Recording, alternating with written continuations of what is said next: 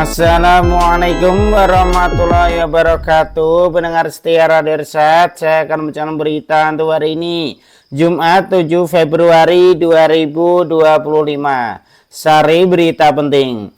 Honorer di Merangin lolos PPPK usai mengadu ke Ombudsman Jambi. Berita kedua, Bupati Bungo Masyuri resmikan bantuan bedah rumah layak huni Basnas. Berita ketiga, pinjaman tanpa bunga bagi pelaku usaha mikro dan kecil di Padang bisa diajukan. Berita selengkapnya. Sebanyak 14 orang tenaga honorer di Kabupaten Merangin akhirnya lulus seleksi PPPK atau P3K setelah mengadu ke Ombudsman RI perwakilan Jambi. Sebelumnya 14 orang tenaga honorer tersebut dinyatakan tidak lulus padahal memenuhi syarat. 14 orang ini merupakan tenaga kesehatan yang sudah belasan tahun bekerja di Kabupaten Merangin. Sebelumnya para pegawai ini melapor ke Ombudsman bersama dengan Komisi 1 DPRD Kabupaten Merangin awal Januari 2025 lalu. Laporan ini pun ditindaklanjuti dan Ombudsman terus melakukan koordinasi dengan pihak terkait termasuk dengan DPRD Kabupaten Merangin.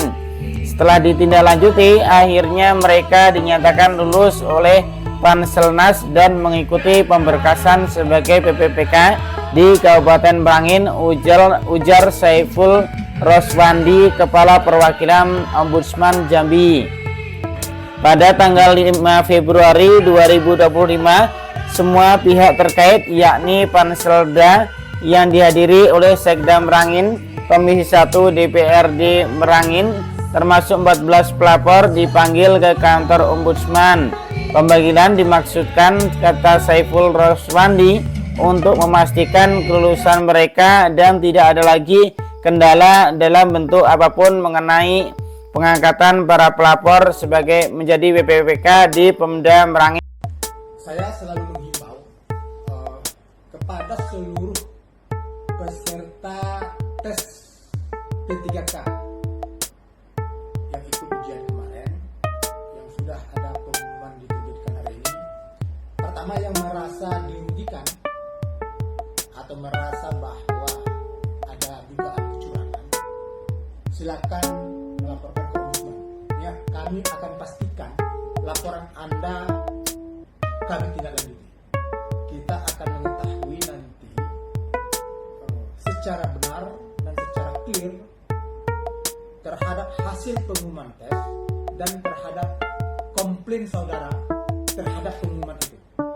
Apakah benar nanti ada kecurangan atau tidak, nanti kita akan periksa itu secara terbuka dan transparan dan Anda akan mengetahui perkembangan hasil pemeriksaan. Ini demi mendapatkan sebuah keadilan bagi semua pihak, baik bagi mereka yang telah lulus maupun bagi mereka yang tidak lulus lalu merasa dicurangi atau menjadi korban dalam tes P3K kali ini. Ya, semua pihak sudah kami panggil.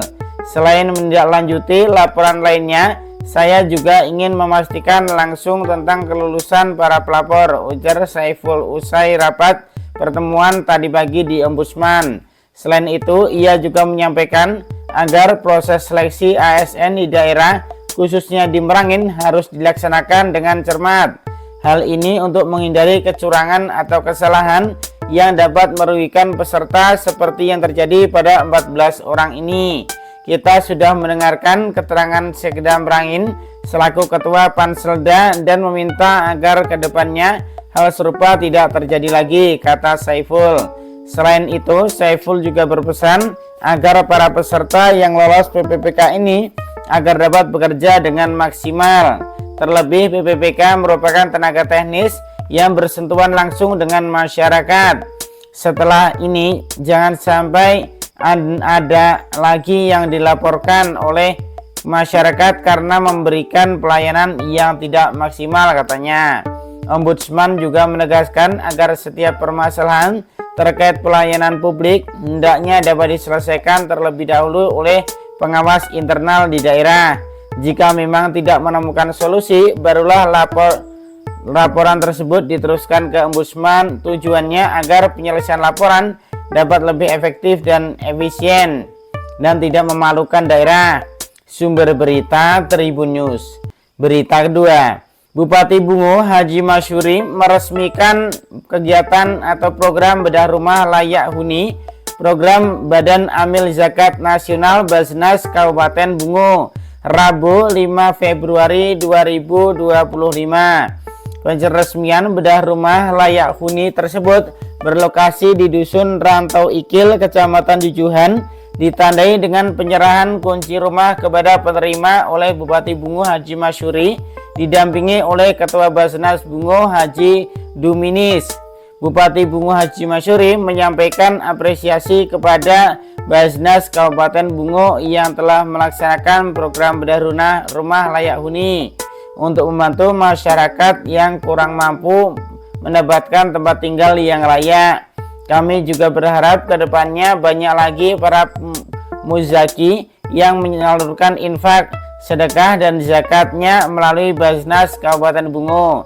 Kalau semakin banyak, tentu banyak lagi program yang dapat dibuat oleh Basnas Kabupaten Bungo, ungkapnya. Di tempat yang sama, Haji Duminis, Ketua Basnas Bungo, mengatakan bedah rumah adalah salah satu program unggulan Basnas Peduli, di mana program tersebut telah berjalan sejak tahun 2024. Alhamdulillah, program ini sudah berjalan 2 tahun. Hingga kini sudah ada 5 unit rumah yang sudah kita bantu. Di tahun 2025 ini ada 3 unit diantaranya terletak di Rantau Ikil, Simpang TKA, dan 1 unit di Pelepat Ilir, kata Duminis. Lebih lanjut, kata Duminis, Basnas Bungo terus berkomitmen untuk memperluas program bedah rumah ini agar dapat menjangkau lebih banyak warga yang membutuhkan di seluruh wilayah Kabupaten Bungo. Kami juga mengucapkan terima kasih kepada para aparatur sipil negara ASN di lingkungan pemerintah Kabupaten Bungo serta masyarakat yang telah menyalurkan zakat, infak, dan sedekah melalui Basnas. Kami sebagai amanah umat memegang dana infak dan semacamnya, dan ini harus kami sampaikan. Tugasnya. Sumber berita Sidak Pos. Berita ketiga, kabar gembira untuk pelaku usaha berskala kecil dan mikro UKM di Kota Padang. Bagi yang membutuhkan modal untuk pengembangan usaha, kini ada pinjaman yang margin atau bunganya disubsidi oleh pemerintah Kota Padang. Caranya, pelaku usaha kecil, mikro dan kecil mesti menjadi anggota Koperasi Simpan Pinjam dan Pembiayaan Syariah KSPPS. Kuotanya bisa mencapai 300 usaha di setiap kelurahan. Melalui program KSPPS ini, pelaku usaha hanya membayar pokok pinjamannya saja. Kepala Dinas Koperasi dan UKM Kota Padang, Fauzan Ibnovi, mengungkapkan bahwa program subsidi margin atau bunga ini telah berjalan sejak tahun 2021. Hingga kini sebanyak 2.500 anggota KSPPS di Kota Padang telah menerima manfaat melalui pendanaan dari APBD Kota Padang. Subsidi margin ini sangat membantu UKM dalam membangun dan mengembangkan usahanya. UKM usaha kecil dan mikro dapat membayar pokok pinjaman saja, sementara bunga dari pokok bunga pinjaman ditanggung oleh pemerintah Kota Padang, jelas Fauzan. Melalui keterangan pers Senin 27 Januari 2025, ia menambahkan program subsidi margin ini juga bertujuan untuk menghindarkan pelaku UKM dari meminjam lewat pinjaman online atau pinjol yang seringkali membebani dengan bunga tinggi. Dengan subsidi margin ini, banyak UKM yang tidak lagi mengambil pinjaman online. Ini terbukti sangat membantu karena untuk fokus pengembangan usaha tanpa khawatir dengan bunga pinjaman yang besar, ungkapnya. Menurut Fauzan, saat ini terdapat 98 KSPPS yang tersebar di Kota Padang. Namun kurang dari separuhnya masih dalam kondisi kurang sehat. Dinas Koperasi dan UKM harus terus melakukan pembinaan agar KSPPS tersebut bisa beroperasi lebih optimal dan membantu lebih banyak pelaku UKM.